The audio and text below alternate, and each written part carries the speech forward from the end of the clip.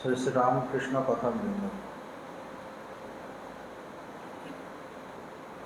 যে জায়গাটা আমি পাঠ করছি, আমরা দেখেছি যে ঠাকুর সেখানেও দুর্গাপুজো চলছে, এখানেও দুর্গাপুজো চলে এসছে। তো দুর্গাপুজোয় ঠাকুর ভক্তদের বাড়ি যাচ্ছেন, এক এক দিন এক একজনের বাড়ি যাচ্ছেন। তো সেখানে আগের দিন আমরা দেখেছিলাম যে ঠাকুর শেখাচ্ছেন যে কিভাবে প্রার্থনা করতে হয়।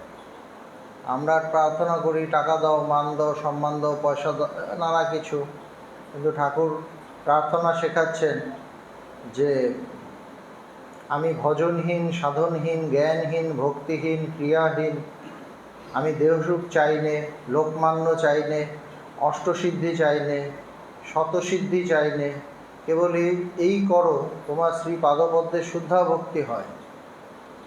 বলছে আমি এগুলো চাই না, শুধু এটা করো যে তোমার চরণে যেন আমার ভক্তি থাকে, শুদ্ধা ভক্তি। শুদ্ধা ভক্তি মানে কি?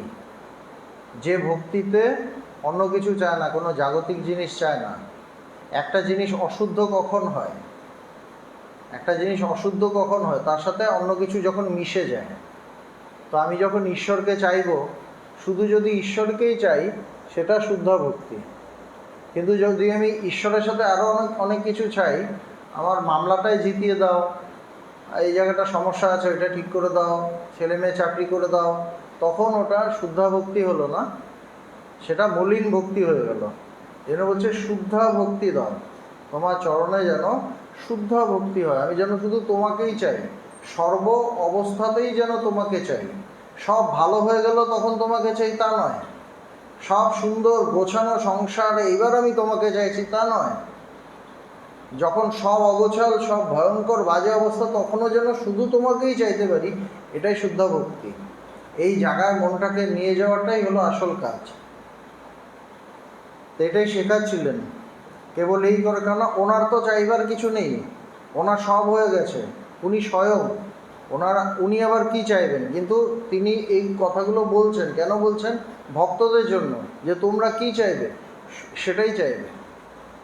যে লোকমান্যী চেয়েও না, অষ্টসিদ্ধি চেয়েও না, নানা রকম আরও কিছু, এইটা হোক ওটা হোক ওটা চেয়েও না, মান যশ চেয়েও না, দেহসুখ চেয়েও না। বলছে যে শুধু তোমার শ্রী পাদপদ্মে যেন শুদ্ধা ভক্তি হয়, আর যেন তোমার ভুবন মোহিনী মায়ায় মুগ্ধ না হই। বলছে তোমার একটা মোহিনী মায়া আছে, নাহলে এত মানুষ মুগ্ধ হয়ে আছে কেন? মানুষকে ডেকে ডেকে আনতে হয় এখানে, নাহলে আসে না কেন? অন্য জায়গায় মুগ্ধ হয়ে আছে, অন্য জায়গাগুলো টানে। এই যে টানে, কেন টানে? বলছে তোমার ভুবন মোহিনী মায়া, তোমার মায়াটা ভুবনকে মোহিত করে রেখেছে, সারা বিশ্ব সংসারকে মোহিত করে রেখেছে। সুতরাং মানে এই প্রার্থনা যে যেন তোমার ভুবন মোহিনী মায়ায় মুগ্ধ না হই। এই মায়াটা তোমারই, কিন্তু যেন মুগ্ধ না হই, সেটা তুমিই করে দিও। আমার নিজের ক্ষমতা নেই, আমি করতে পারবো, তুমি করে দিও যেন মুগ্ধ না হই। আমি তোমার শরণাগত। ঠাকুর প্রার্থনা করিতেছেন, ঠাকুর এমনভাবে প্রার্থনা করছেন যে সত্যিই যেন এক পরম ভক্ত তিনি প্রার্থনা করছেন, ওইভাবেই করছেন। সকলে একদৃষ্টে তাহার দিকে চাহিয়া রহিয়াছেন, আর সবাই অবাক হয়ে চেয়ে আছেন যে আমরা কি চাই আর উনি কি চাইছেন, বা উনি কি চাওয়া শেখাচ্ছেন। যারা ঠাকুরকে অতটা চেনে না তারা দেখছে যে উনি কি চাইছেন, আর যারা চেনে তারা দেখছে যে চাওয়া শেখাচ্ছেন। তো বলছেন যে সবাই একদৃষ্টে তাহার দিকে চাহিয়া রহিয়াছেন, তাহার করুণা মাখা স্বর শুনিয়া অনেকে অশ্রু সংবরণ করিতে পারিতেছেন না। বলছে অনেকে কেঁদে ফেলছেন তার স্বর শুনে, তার কথার মধ্যে এত করুণা আছে, এত ভালোবাসা আছে ঈশ্বরের প্রতি, যে অনেকে কেঁদে ফেলছেন, নিজেকে আর রাখতে পারছেন না, সামলাতে পারছেন না। সবাই কিন্তু সেখানে, সবাই গৃহস্থ, তাদের সংসার আছে, কিন্তু কেঁদে ফেলছেন কেন? তারা সবাই সংসার ভুলে গেছে। কারণ ঈশ্বর যখন সামনে থাকে তখন সংসার সামনে থাকে না, সংসার এমনিই চলে যায়। সেখানে তো ঈশ্বরই সামনে, ভগবানের সামনে গেলে সবাই সব ভুলে যেত, কেন মনে থাকতো না, ফিরতে হবে মনে থাকতো না, মনে হতো কত আরও বসে থাকবো, সব ভুলে যেত। এখানেও তাই একই, সবাই সব ভুলে গেছে, কিছু মনে করতে পারছে না। এবং তার অবস্থা দেখে, তার মানে তার প্রার্থনা দেখে সবাই কেঁদে ফেলছে, চোখে জল এসে যাচ্ছে। এবং সবার ভেতরে ভেতরে শুদ্ধা ভক্তি এসে যাচ্ছে, তারা ঈশ্বরের জন্য কাঁদছে। এই যে কান্নাটা কিসের কান্না? ঈশ্বরের জন্য কান্না।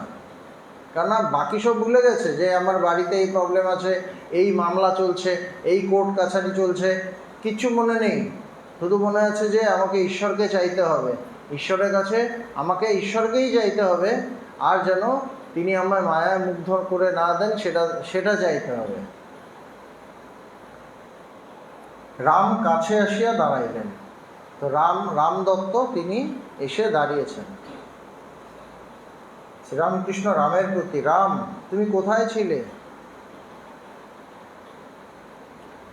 রাম, আজ্ঞা উপরে ছিলাম, মানে দোতলায় ছিলেন। দোতলায় হয়তো সব ব্যবস্থা করা হয়েছে, তো বোধহয় ওটাই বলেছেন যে আমি দোতলায় ছিলাম। ঠাকুর ও ভক্তদের সেবার জন্য রাম উপরে আয়োজন করিতেছিলেন, উপরে সব ব্যবস্থা করছেন আর কি। শ্রীরামকৃষ্ণ রামের প্রতি সহাস্যে, উপরে থাকার চেয়ে নিচে থাকা কি ভালো নয়? নিচু জমিতে জল জমে, উঁচু জমি থেকে জল গড়িয়ে চলে আসে। কি সুন্দর কথা বলছে, উপরে থাকার থেকে নিচে থাকা ভালো। নিচু জমি মানে কি? নিচু জমি মানে যে মনটাকে জমির সাথে তুলনা করা হচ্ছে, যে মনে অহংকার কম, অহংকারটা নামানো, অহংকারটা সারেন্ডার করা, সেটা হলো নিচু জমি। সেখানে জল জমে মানে আধ্যাত্মিকতা জমে, বা ওখানে ঈশ্বরের প্রকাশ হয়। বলছে নিচু জমিতে জল জমে, উঁচু জমিতে জল গড়িয়ে চলে আসে। সেজন্য ঠাকুরকে কি সবাই চিনতে পেরেছেন? বা ভগবানকে সবাই চিনতে পেরেছে? পায়নি। কেন পায়নি? উঁচু জমি ছিল, জল দিয়েছেন ভগবান, জল গড়িয়ে নিচু জায়গায় চলে গেছে। যেখানে অহংকার শূন্য না, অহংকারটা কম, সেইখানে আধ্যাত্মিকতা হয়, সেখানে আধ্যাত্মিক প্রকাশ হয়। কিন্তু আমি যদি ভাবি আমি সব জানি, সব বুঝি, উনি আমাকে কি শেখাবেন, তাহলে আমার কিছু হবে না। যে কোনো একটা জিনিস শিখতে গেলে নিজের ইগোটাকে সারেন্ডার করতে হয়। পকেটমার শিখতে গেলেও পকেটমারের যে গুরু, তার কাছে গিয়ে শিখতে হয় কীভাবে পকেটটা মারবো, আঙ্গুলটা কীভাবে ঢোকাবো, কীভাবে বার করব, ওখানেও কিন্তু সারেন্ডার করতে হয়। আর যেখানে আমি স্বয়ং ঈশ্বর তত্ত্ব সম্পর্কে জানছি, সেখানে আমার সারেন্ডার করতে হবে না। সেখানে যদি আমার ইয়েটা উঁচু থাকে, আমি যদি ভাবি যে আমি সব জানি, সব বুঝি, তাহলে তো হবে না। সেই জন্যই ঠাকুর সুন্দর করে হেসে মজা করে বলছেন উদাহরণ দিয়ে, যে নিচু জমিতে জল জমে, উঁচু জমি থেকে জল গড়িয়ে চলে আসে। রাম হাসিতে হাসিতে, আজ্ঞা হা। ছাদে পাতা হইয়াছে। রামচন্দ্র ঠাকুর ও ভক্তগণকে লইয়া গেলেন ও পরিতোষ করিয়া খাওয়াইলেন। ছাদের মধ্যে ঠাকুর গেছেন, ঠাকুরকে খাইয়েছে, খুব যত্ন করে উনি খাইয়েছেন। উৎসবান্তে ঠাকুর শ্রীরামকৃষ্ণ, নিরঞ্জন মাস্টার প্রভৃতি সঙ্গে অধরের বাড়ি গমন করিলেন। এবার ওখান থেকে অধরের বাড়িতে গেছেন। অধর আরেকজন ভক্ত, সেখানে মা আসিয়াছেন। মা মানে সারদা মা। আজ মহাষ্টমী, অধরের বিশেষ প্রার্থনা, ঠাকুর উপস্থিত থাকিবেন, তবে তাহার পূজা সার্থক হইবে। অষ্টমী, মহাষ্টমী। তো ঠাকুর ওখানে গেছেন, ঠাকুর ওখানে আশীর্বাদ করেছেন, ঠাকুর ওখান থেকে তারপর দক্ষিণেশ্বরে ফিরেছেন। এর পরের দিন সপ্তদশ খণ্ড, প্রথম পরিচ্ছেদ। আজ নবমী পূজা, সোমবার, 29শে সেপ্টেম্বর 1884 খ্রিস্টাব্দ।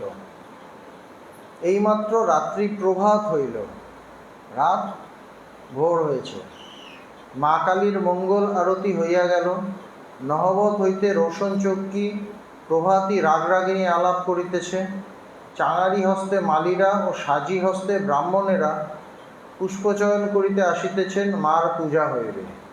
সকালে মায়ের পুজো হয়, তো এই সমস্ত ব্যবস্থা চলছে। শ্রীরামকৃষ্ণ অতি প্রত্যুষে অন্ধকার থাকিতে থাকিতে উঠিয়াছেন, একদম সকালে উঠে গেছেন। ভবনাথ, বাবুরাম, নিরঞ্জন ও মাস্টার গত রাত্রি হইতে রহিয়াছেন, তারা দক্ষিণেশ্বরেই আছেন। কে কে? ভবনাথ, বাবুরাম, নিরঞ্জন ও মাস্টার। ভবনাথ, বাবুরাম, নিরঞ্জন তিনজনই কিন্তু সন্ন্যাসী, পরে সন্ন্যাসী হয়েছিলেন। ভবনাথ হননি, ভবনাথও ওই একই বয়সের ছিলেন। নিরঞ্জন আর বাবুরাম, বাবুরাম মানে প্রেমানন্দ মহারাজ, আর নিরঞ্জন মানে নিরঞ্জনানন্দজি, এই দুজনই সন্ন্যাস নিয়েছিলেন। তারা স্বামীজির গুরু ভাই, ঠাকুরের শিষ্য। আর ভবনাথও ওই একই বয়সের মোটামুটি। আর মাস্টার, মাস্টার তাদের থেকে বয়স বেশি। অন্যরা কিন্তু কেউ থাকেনি, কিন্তু মাস্টার থেকেছেন। ইয়ং ছেলেরা থাকছে। এমনি কি হতো যে না, ওরা থাকছে, ওরাই থাক, আমি আবার আসবো কালকে, এরকম হয় না? কেন ওদের সাথে আমি কি অত কথা বলবো, ওদের সাথে ঠিক কি এটা হবে না। সাধারণভাবে আমাদের কি হয়, এরকমই হয়। বা আমার বয়সের কেউ থাকলে তখন আমি থাকবো, এই ধরনের একটা ভাব হয়। কিন্তু মাস্টার কিন্তু ওই বাচ্চাগুলোর সাথেই থাকছেন। কেন থাকছেন? মাস্টারের সাবজেক্ট হলো ঠাকুর, এই জন্য থাকছে, আর কেউ না। কোন সঙ্গী, কোন সাথী, সেটা নয়। মাস্টারের বিষয় হলো ঠাকুর। আমি এসেছি ঠাকুরের জন্য। কে আসছে, কে যাচ্ছে, কে কি করছে, এটা আমার লুকআউট নয়। আমরা কি করি, মানে দুটো কম্পেয়ার করতে হয়, তাহলে নিজের পজিশনটা বোঝা যায়। আমরা কি করি, আসি, ভগবানের কাছে গেলাম, এবার দেখলাম কে এসছে, কে পায়ের সামনে বসে আছে, আমি কোন জায়গায় বসবো, যেখানে আমার দিকে তাকাবেন, আমরা ওগুলো দেখি। আমরা তাকে দেখি না, কিন্তু নিজেকে দেখাতে চাই। কিভাবে নিজেকে দেখানো যায়? এবার তিনি একটা কথা বললেন, হ্যাঁ এসেছেন, ব্যাস আমি উঠে দাঁড়িয়ে কথা শুরু করে দিলাম। এটা বলছি, ওটা, হ্যাঁ আপনি আজকে আমার সময় বের করেছি, এই করেছি, ওই করেছি, হাজার কথা। কোনো দরকার নেই। কোনো দরকার আছে? দরকার নেই। গেছি তাকে দেখতে, তাকে দেখি, কিন্তু আমরা তাকে দেখি না, তাকে দেখাই। সেই জন্য তাকে আর দেখতে পাই না। কেন? আমি দেখতে যাইনি তো, দেখাতে গেছি। সেই জন্য তার সামনে গিয়েও তাকে দেখতে পাই না। আমি ওকে দেখি, তাকে দেখি, কে বসে আছে, কে কার সাথে গল্প করছে, আমরা এগুলো দেখি, কিন্তু তাকে আর দেখি না। স্বামীজি বলছে না, গেছে ইয়েতে জগন্নাথ মন্দিরে, ওখানে গিয়ে ওই সিঁড়িতে কোথায় কি পুঁইশাক নিয়ে বসেছে, ওখানে ওটা দাম দর করছে। আমাদের ওখানে এত দিয়ে বিক্রি করছো তুমি, এখানে এত বেশি দাম। সব মার্ডার। জগন্নাথ দর্শন আর হবে না। ওইভাবে জগন্নাথ দর্শন হয় না। কেন? জগন্নাথ মানে জগতের নাথ, জগৎ পেরিয়ে। আমি জগৎ দেখছি, তো তাকে পেরিয়ে তো যেতে পারলাম না। ও জগৎ পর্যন্ত শেষ, নাথ আর হলো না, অনাথ হয়ে ব্যাক করলাম। তা আমাদের এই হয়। কিন্তু মাস্টার কি করছেন? মাস্টারের বিষয় হলো ঠাকুর। মাস্টার ঠাকুরের জন্য রাত্রে থাকছেন। তাহারা ঠাকুরের ঘরের বারান্দায় শুইয়াছিলেন। বারান্দায় শুয়েছেন, অত বড় মাস্টার, কিন্তু তার নাম আছে, খুব ভালো মাস্টার, কিন্তু বারান্দায় শুচ্ছেন। চক্ষু উন্মিলন করিয়া দেখিলেন ঠাকুর মাতোয়ারা হইয়া নৃত্য করিতেছেন। দেখছেন ঠাকুর নাচছেন, বলিতেছেন জয় জয় দুর্গে, জয় জয় দুর্গে। ঠিক একটি বালক, একদম একটা বাচ্চার মতো, মার নাম করিতে করিতে ঘরের মধ্যে নাচিয়া বেড়াইতেছে। বাচ্চাটা নাচলে ঠিক লাগে, একজন বয়স্ক মানুষ যদি নাচে কেমন লাগবে? আশ্চর্য না? ঠাকুর নাচছেন। কিয়ৎক্ষণ পরে আবার বলিতেছেন সহজানন্দ, সহজানন্দ। মানে এই আনন্দটা সহজ, ভেতর থেকে আসছে, ভেতর থেকে, কোনো কিছুর দরকার পড়ছে না, ভেতর থেকে আসছে। শেষে গোবিন্দের নাম বারবার বলিতেছেন, প্রাণ হে গোবিন্দ মম জীবন। ভক্তেরা উঠিয়া বসিয়াছেন, তো ঠাকুরকে ওই অবস্থায় দেখে সবাই উঠে গেছেন, এক দৃষ্টে ঠাকুরের ভাব দেখিতেছেন। হাজরাও কালীবাড়িতে আছেন, ঠাকুরের ঘরের দক্ষিণ পূর্ব বারান্দায় তাহার আসন। তিনি ঠাকুরের ঘরের দক্ষিণ পূর্ব বারান্দায় থাকেন। লাটুও আছেন ও তাহার সেবা করেন। লাটু মহারাজ তিনিও পরে সন্ন্যাসী হয়েছিলেন, স্বামী অদ্ভুতানন্দ, তিনি ঠাকুরের সেবা করেন। রাখাল এ সময় বৃন্দাবনে। নরেন্দ্র মাঝে মাঝে আসিয়া দর্শন করেন, আজ নরেন্দ্র আসিবেন। রাখাল মানে রাজা মহারাজ, মানে স্বামী ব্রহ্মানন্দ, তিনি বৃন্দাবনে গেছেন। আর স্বামীজি মাঝে মাঝে আসেন, রোজ আসেন না কিন্তু, কেননা স্বামীজির ঘরে খুব ক্রাইসিস।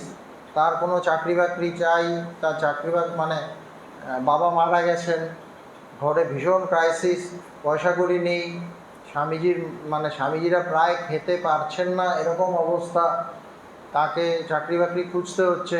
সেই জন্য রোজ তিনি দক্ষিণেশ্বরে যেতে পারেন না, মাঝে মাঝে যান।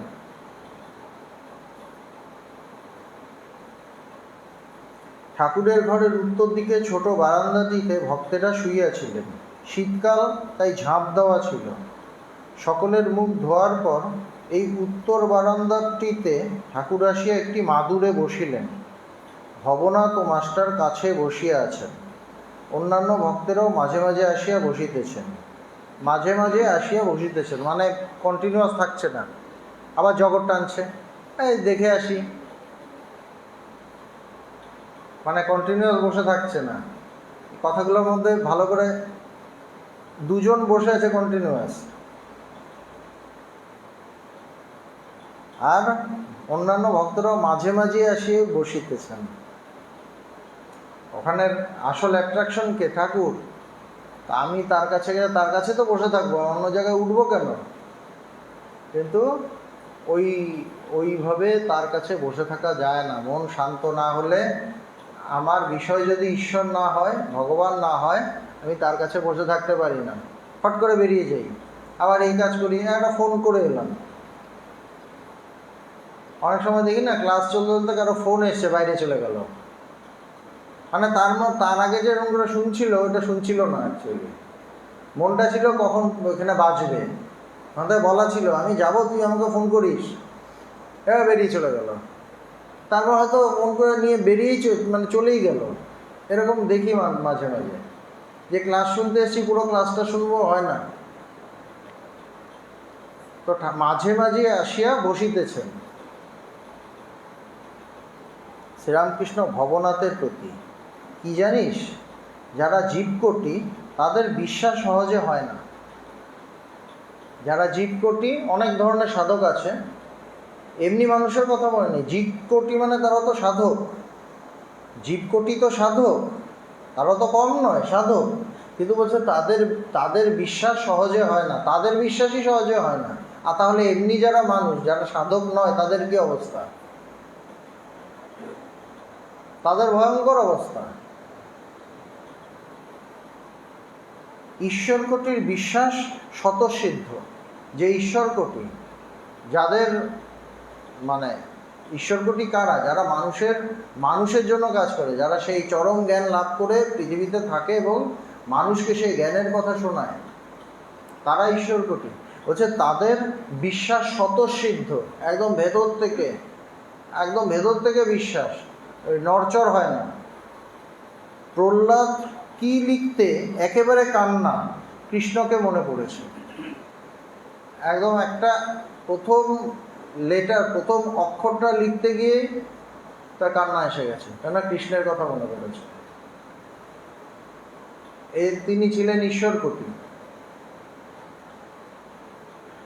জীবের স্বভাব সংশয়াত্মক বুদ্ধি, জীবের স্বভাব সংশয়াত্মক বুদ্ধি আছে, বুদ্ধিতে ঈশ্বরের চিন্তা করছে, কিন্তু সংশয় নিয়ে, ডাউট নিয়ে। হ্যাঁ বলছে তো আছে, দেখি সত্যি কি আছে, কোথায়, আমার তো এই অবস্থা চলছে, আমি তো তাকে ডাকি, তিনি তো কিছু করলেন না। যেমন বাড়িতে কেউ মারা গেলে দেখা যায় ওই বাড়ির কেউ, মানে অনেক সময় দেখেছি, আর ভগবানকে পুজো করে কি হবে, এত ইয়ে করলাম, ওনাকে তো রাখা গেল না, আর পুজো করে কি হবে, মানে বিশ্বাস চলে গেছে। মানে ভগবানকে রাখা হয়েছিল তাকে বাঁচিয়ে রাখার জন্য। ভগবান একটা অক্সিজেন সিলিন্ডার, ওখান থেকে লাগানো থাকবে নল, হ্যাঁ, ওটা যাবে আর বেঁচে থাকবে। ভগবান কারোর সাথে চুক্তি করেছে? কিছু করেনি, কিন্তু তাকে আমরা ওইভাবেই রাখি, বিশ্বাস টলে যায়। এ বলছে এ হলো জীবকোটি, জীবের স্বভাব সংশয়াত্মক বুদ্ধি। তারা বলে হ্যাঁ বটে, কিন্তু বলছে হ্যাঁ বলছেন ঠিকই, বুঝতে পারছি, কিন্তু এই হাজরা কোনো রকমে বিশ্বাস করবে না যে ব্রহ্ম ও শক্তি আর শক্তিমান অভেদ। এবার হাজরার কথা মনে পড়েছে ঠাকুরের সঙ্গে সঙ্গে এইসব বলতে বলতে, কেন সামনেই বসে থাকে, একদম জ্বলন্ত নিদর্শন উদাহরণ সামনেই আছে। বলছে ও বিশ্বাসই করে না যে ব্রহ্মশক্তি অভেদ বা শক্তিমান অভেদ। যখন নিষ্ক্রিয় তাকে ব্রহ্ম বলে কই, যখন সৃষ্টি স্থিতি প্রলয় করেন তখন শক্তি মানি, কিন্তু একই বস্তু অভেদ। বলছে একটাই বস্তুর দুটো অবস্থা, যখন নিষ্ক্রিয় চুপ তখন তাকে ব্রহ্ম বলে, যখন সক্রিয় মুভমেন্ট করছে, কাজ করছে, সৃষ্টি স্থিতি পালন করছে, তাকে আমরা ঈশ্বর বলি, শক্তি বলি। তো ব্রহ্ম শক্তি একই বস্তু, আলাদা নয়, অভেদ। অবস্থা দুটো। যেমন আমার কিছুদিন আগে আমার শরীর একরকম ছিল, কিছুদিন পর আমি হয়তো একটু চেঞ্জ হয়ে গেলাম, বা আমি ছোটোবেলা এইটুকু ছিলাম, এখন বড় হয়ে এরকম লম্বা হয়েছি, কিন্তু অভেদ তো সেম। তো যিনি ছোট তিনিই বড়, সেরকম যে ব্রহ্ম সেই শক্তি। দুটো অবস্থা, দুটো বিভাগ, একটা চঞ্চল মুভমেন্ট আর একটাতে স্থির। এই যে স্থির, একটায় সগুণ একটায় নির্গুণ, একটা সাকার একটা নিরাকার, মানে এই যে দুটো একই জিনিসের দুটো।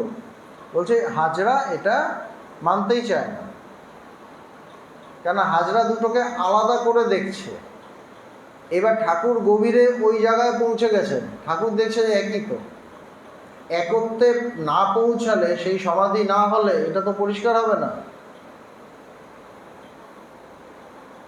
অগ্নি বললে দাহিকা শক্তি অমনি বুঝায়, দাহিকা শক্তি বললে অগ্নিকে মনে করে, অগ্নি বলে আগুন বললে কি মনে হয় যে এটা পোড়ানোর ক্ষমতা আছে, এমনি মনে হয়।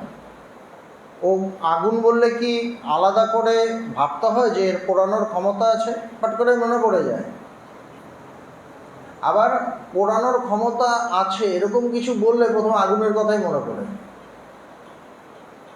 তো আলাদা করা যাবে না।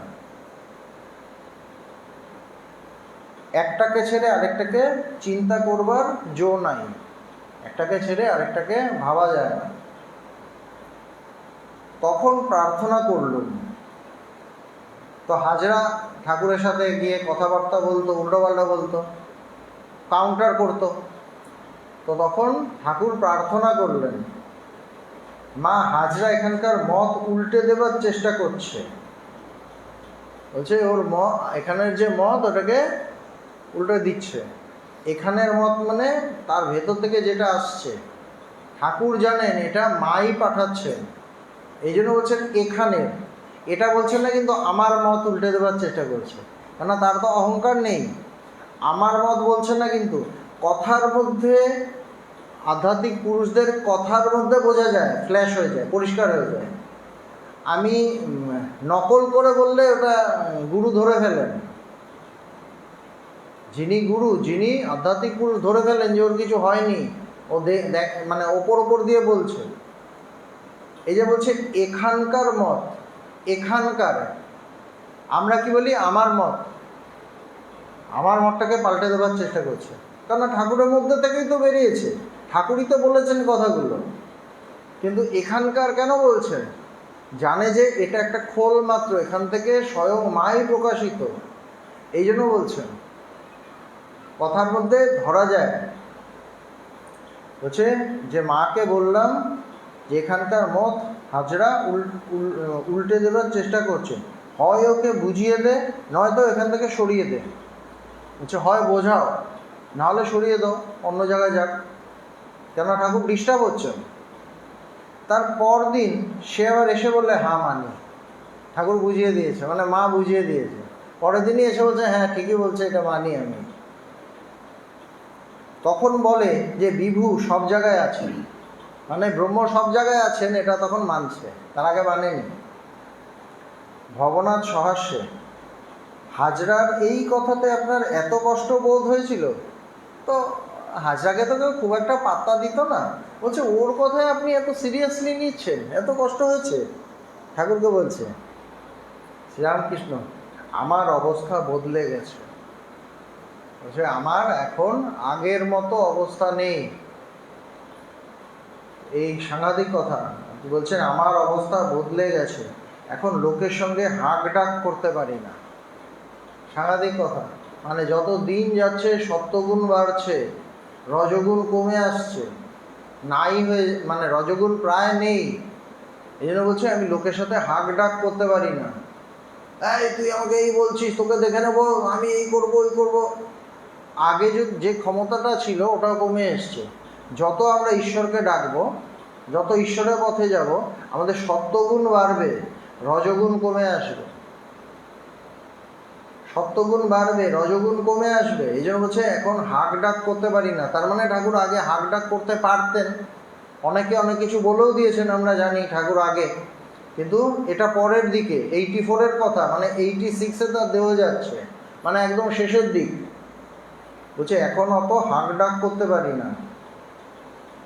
হাজরার সঙ্গে যে তর্ক ঝগড়া করবো এরকম অবস্থা আমার এখন নয়। আগে হলে হয়তো তর্ক করতেন, ঝগড়া করে নেন।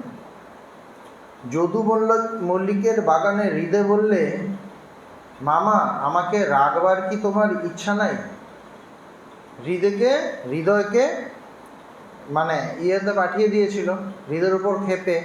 বলছে হৃদয় তখন বাগানে আসিবার হুকুম ছিল না, কর্তৃপক্ষীয়রা তাহার উপর অসন্তুষ্ট হইয়াছিল।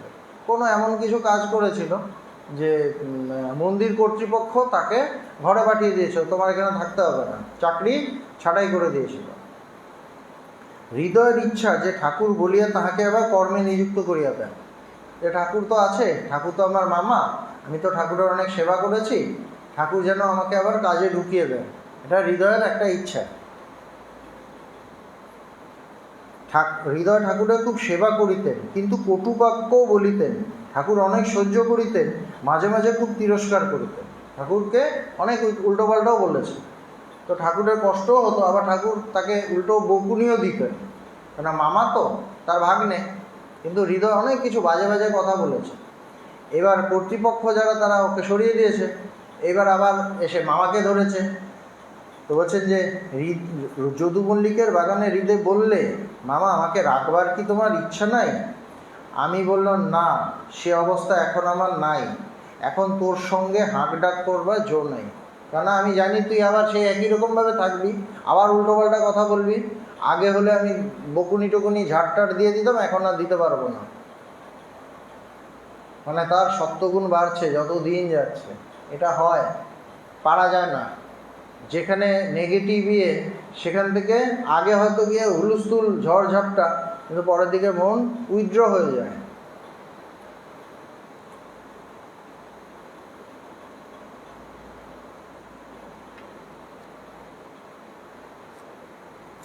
জ্ঞান আর অজ্ঞান কাকে বলে? যতক্ষণ ঈশ্বর দূরে এই বোধ, ততক্ষণ অজ্ঞান। বলছে জ্ঞান আর অজ্ঞান, যতক্ষণ ঈশ্বর দূরে, ঈশ্বর আমার থেকে দূরে এই বোধ, ততক্ষণ অজ্ঞান। মানে ঈশ্বরকে ডাকবো, ঈশ্বর আমাকে কিছু পাঠাবেন, মানে দূরে আছেন, দূরে থাকলে তো তিনি আমাকে দেবেন। কে দেয়? আমি আমাকে কিছু দিতে পারি? আমি আমাকে কিভাবে দেব? মানে এই হাত দিয়ে দেবো, ওই হাত দিয়ে নেবো, এটাও তো আমি, এটাও আমি আমাকে দেবো কিভাবে? আমি আমাকে দিতে পারি না, আমি আমাকে ছুতে পারি না, মহা সমস্যা। তো ঈশ্বর দেন, আমাকে দেবেন, আশীর্বাদ দেবেন, এই দেবেন। এই যে বলছি, কেন বলছি? তিনি চাকরি দেবেন, এই জন্য যে আমার বোধ হলো তিনি আমাদেরকে দূরে। আর এটাকে কি বলছে? এটাই অজ্ঞান। ঈশ্বর দূরে এই বোধ ততক্ষণ অজ্ঞান, যতক্ষণ হেথা হেথা বোধ ততক্ষণ জ্ঞান। এই যতক্ষণ এই বোধ এটাই তিনি, তখনই জ্ঞান। এটা হচ্ছে এখানকার মত, মানে এখানেই মা, এখানকার মত। তোর মত এটাও বলেননি, বা আমার মত এটাও বলেননি, বলছে এখানকার মত। কথার মধ্যে সব আছে। যখন ঠিক জ্ঞান হয় তখন সব জিনিস চৈতন্যময় বোধ হয়, সব চৈতন্যময়, সব জ্ঞানময়, সব জ্ঞান। জ্ঞান ছাড়া কিছু নেই। আমি শিবুর সঙ্গে আলাপ করতুম। শিবু তখন খুব ছেলে মানুষ, 4-5 বছরের হবে। ও দেশে তখন আছি, কোনো একটা বাচ্চা ছেলে।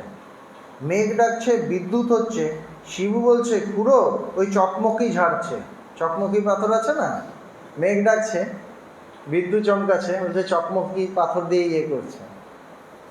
সকলের হাস্য। একদিন দেখি সে একলা ফড়িং ধরতে যাচ্ছে। কাছে গাছে পাতা নড়ছিল, তখন পাতাকে বলছে, চুপ চুপ, আমি ফড়িং ধরবো। পাতাগুলো নড়ছে, ফড়িংটা উড়ে যাচ্ছে, ওকে বলছে চুপ চুপ, আমি ধরবো। ঠাকুর দেখছেন কিন্তু। এগুলো আমরা কি দেখি? আমরা চোখের সামনে এরকম ঘটনা ঘটে, কিন্তু আমরা দেখি না কেন? আমাদের দৃষ্টিটা জগৎ নিয়ে, আর তার দৃষ্টি জ্ঞানময়। ওইটা বলছেন, এইটা কোনো সাবজেক্ট। মানুষ শুনলে ভাবে কি এগুলো বোকা বোকা কথা। কিন্তু বোকা বোকা কথা না, আমরা যা করি সেটাই বোকা বোকা। বলছে চুপ চুপ, আমি ফড়িং ধরবো। বালক সব চৈতন্যময় দেখছে, মানে গাছেরও প্রাণ আছে, বা গাছও বুঝতে পারছে, ওইভাবেই বলছে। পাতাকে ওইভাবেই বলছে চুপ কর। সরল বিশ্বাস, বালকের বিশ্বাস না হলে ভগবানকে পাওয়া যায় না। ওইটা থেকে ঠাকুর কোন কনক্লুশনে এলেন, কোন সিদ্ধান্তে এলেন? যে এই বিশ্বাস, এই বালকের মতো বিশ্বাস হলে ঈশ্বরকে পাওয়া যায়, নাহলে পাওয়া যায় না। আমার কি অবস্থা ছিল! একদিন ঘাস বনেতে কি কামড়েছে। ঘাসের মধ্যে দিয়ে চলতেন তো, ও তো খালি পায়ে, ওই সময় তো ওরকমই কিছু একটা কামড়েছে। তা ভয় হলো, যদি সাপে কামড়ে থাকে। ঠাকুরের ভয় হয়েছে। তখন কি করি? শুনেছিলাম আবার যদি কামড়ায় তাহলে বিষ তুলে লয়। এরকম শোনা যায় না? ওখান থেকে আবার নাকি সাপ বিষ তুলে নেয়, এসব বলে তো। ওই রকম অমনি সেইখানে বসে গর্ত খুঁজতে লাগলুম যাতে আবার কামড়ায়। ওই রকম করছি। একজন বলছে, কি করছেন? সব শুনে বললে, ঠিক ওইখানে কামড়ানো চাই যেখানটিতে আগে কামড়েছে। বলছে যেখানে আগে কামড়েছে সেখানেই কামড়াতে হবে, সেখানে দিলে হবে না, তাহলে ডবল বিষ হয়ে যাবে। তখন উঠে আসি, বোধ হয় বিছে টিছে কামড়েছিল। আরেকদিন রামলালের কাছে শুনেছিলাম শরতের হিম ভালো। ঠাকুর যে যা বলতো না শুনতেন এবং ভীষণ বিশ্বাস করতেন। বালকের বিশ্বাস বলছে না, ভীষণ বিশ্বাস করতেন। মানে তার দ্বিতীয় ইয়েটা আসতো না যে মিথ্যা কথা বলছে, বা এটা এরকম বলছে, এরকম আসতো না। বলছে, সত্য বলছে, তো তার ভেতরে সত্য, তো ভেতরে সরল, ভীষণ সরল। যে যা বলছে বিশ্বাস করছে। অবিশ্বাস কেন করবে? অবিশ্বাস করা মানে তো আরেকটা সেকেন্ড থট, আরেকটা চিন্তা। ও বলছে এটা এই, না না এ বলছে ঠিকই, না এটা না, মানে আমি আরেকটা চিন্তা তুলছি। ওখানে তো তার চিন্তার স্থান নেই, ভিতরটা এত সরল, এত ফাঁকা, যা বলছে ও তাই, সঙ্গে সঙ্গে বিশ্বাস। আরেকদিন রামলালের কাছে শুনেছিলাম শরতের হিম ভালো। শরৎকালে যে ঠান্ডা ঠান্ডা ভাব থাকে ওটা ভালো। কি একটা শ্লোক আছে, রামলাল বলেছিল, রামলাল আবার শ্লোকটাও বলে দিয়েছিল। আমি কলকাতা থেকে গাড়ি করে আসবার সময় গলা বাড়িয়ে এলুম যাতে সব হিমটুকু লাগে পুরো। তারপর অসুখ, তারপর ঠান্ডা লেগে জ্বর টর হয়ে গেছে। সকলের হাস্য। এইবার ঠাকুর ঘরের ভিতর আসিয়া বসিলেন। তার পা দুটি একটু ফুলো ফুলো হয়েছিল। ভক্তদের হাত দিয়ে দেখতে বললেন, আঙুল দিলে ডোব হয় কিনা। একটু একটু ডোব হতে লাগলো, কিন্তু সকলেই বলতে লাগলেন ও কিছুই নয়। তাহলে না, এমন কিছু না। শ্রীরামকৃষ্ণ ভবনাথ তুই শিথির মহিন্দরকে ডেকে দিস, সে বললে তবে আমার মনটা ভালো হবে। মহিন্দর মানে ডাক্তার, কবিরাজ কিছু হবে, বলছে ওকে ডেকে দিস। সে যদি বলে তোদের কথাই শুনবো না, তোদের বললে ঠিক হবে না। ডাক্তার এসে যদি বলে ভগবানকে দেখেছি, কিছু হলে ডাক্তারকে ডাকো। আমরা বুঝছি সেরকম কিছু না, ডাক্তারের সাথে কথা বলেছিস, না হলে ডিস্টার্ব। তারপর মাঝে মাঝে বলতে আমাকে ভর্তি করে দাও হসপিটালে। সেরকম কিছু হয়তো হয়নি, আমরা বুঝছি সেরকম কিছু হয়নি, কিন্তু আমাদের বলার ক্ষমতা ছিল না সেরকম কিছু হয়নি। হসপিটালে ভর্তি করো, এখনও হলো না, এইবার কোনো না কোনো হসপিটালে ভর্তি করতেই হবে। তারপর কোথাও একটা হলেন, এইবার ওরা তো পেয়ে গেছে একজন ভালো রসালো ইয়ে, হ্যাঁ এই ইঞ্জেকশন ওই ইঞ্জেকশন, এই টেস্ট ওই টেস্ট, একদিন পরে বলে আমার ইয়ের ব্যবস্থা করো তাড়াতাড়ি। এবার ওটাও করতে পারছি না, আবার ডিস্টার্ব। এরকম আমাদের অনেকবার হয়েছে। এমনও কোনো হসপিটাল নেই ভগবান ভর্তি হননি। এই যে ঠাকুরের একই অবস্থা দেখুন, তখন তো অত হসপিটালের ব্যাপার ছিল না, ডাক্তাররা আসতো। বলছে তুই শিথির মহিন্দরকে ডেকে দিস, সে বললে তবে আমার মনটা ভালো হবে। কেন আমরা দেখেছি ভগবান আছেন তো শরীরটা একটু খারাপ, বলছে নেই, সেই কোনো একটা ডাক্তার এলো দেখলো, তারপর থেকে ফ্রেশ। ডাক্তার চলে গেল, ডাক্তারের সাথে একটু গল্প টল্প করলেন, ডাক্তার বললেন হ্যাঁ আপনার সেরকম কিছু হয়নি, ফ্রেশ। বিকেল অনেক কথা টথা বললেন, হয়তো নিচে চলে এলেন। এরকম আমরা প্রচুর দেখেছি ভগবানকে। কোনো একটা ডাক্তার সামনে থাকলে